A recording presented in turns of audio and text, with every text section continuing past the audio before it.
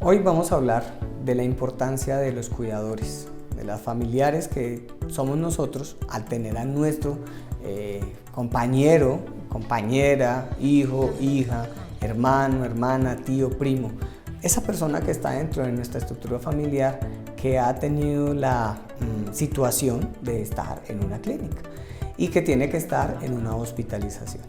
En ese esquema, desde un punto de vista psicológico, debemos tener claridad que una cosa es lo que le pasa al paciente como tal, a esa persona que está recluida dentro de la clínica, y otra cosa es la que nos pasa a nosotros como familiares.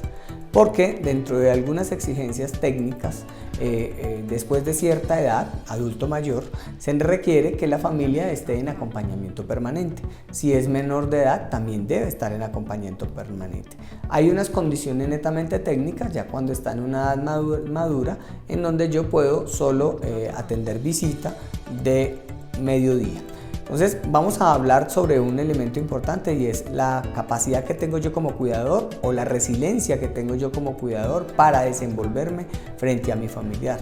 Lo primero que tenemos que hacer dentro de la estructura familiar es escoger quién es el que va a cuidar a mi familiar, quién es el que está en la capacidad de acompañar a mi familiar.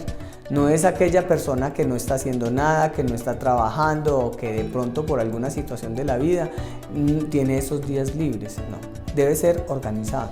Un cuidador debe tener una característica especial, debe tener mucha tranquilidad, debe tener paciencia y debe saber preguntar técnicamente a los médicos y al personal de enfermería hacia dónde va el proceso del diagnóstico.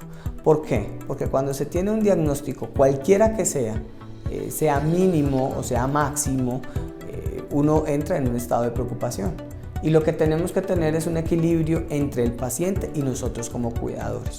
Por eso se debe escoger una persona que catalice, que regule y controle toda aquella información que se da por parte del equipo médico o médico tratante. ¿Esto con qué fin tiene? Con una sensación y una situación específica.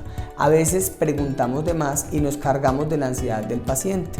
Si hay una enfermedad muy delicada, lo que tenemos que manejar nosotros como cuidadores se llama prudencia al hablar y prudencia al comunicar. No toda la información que nos da los médicos o que nos da el personal de enfermería es una información que debemos comentarle a la familia. Debemos procesar muy bien la información, debemos identificar muy bien la información que hay. Lo otro es que como por proceso de ansiedad, yo como paciente estoy expectante, estoy pendiente cómo me van a tratar, qué me van a dar, qué medicamentos, si mi cuerpo está bien, si mi cuerpo está mal, si he evolucionado positivamente o he evolucionado de una manera contraria. Entonces, como familiar, ¿qué tengo que hacer? Otro aspecto importante, ser regulador emocional de mi familiar.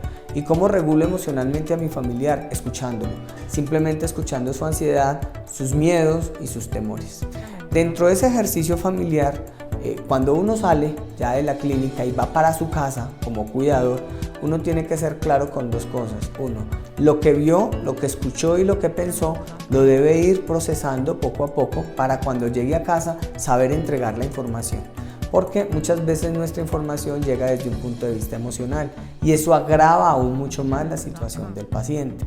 ¿En qué consiste esto? En que tengo que ser claro con lo que le informo a mis familiares, al resto de mis familiares, debo ser coherente con los medicamentos que le dan a mi familiar porque no debo cuestionar el nivel del medicamento que le dan, pues el experto es el que nos orienta. Y tres, no debemos jugar a la sensación de que somos todopoderosos como cuidadores, o sea, preguntarle a otra persona ajena a la institución o a otra persona allegada a nosotros qué pasaría si el médico le diera tal medicamento o si le cambiara, porque somos muy dados a eso. A veces es muy importante cerrar un poquito los oídos, dejar de buscar tanta información respecto a lo que es la enfermedad y centrarnos más en el concepto de la persona.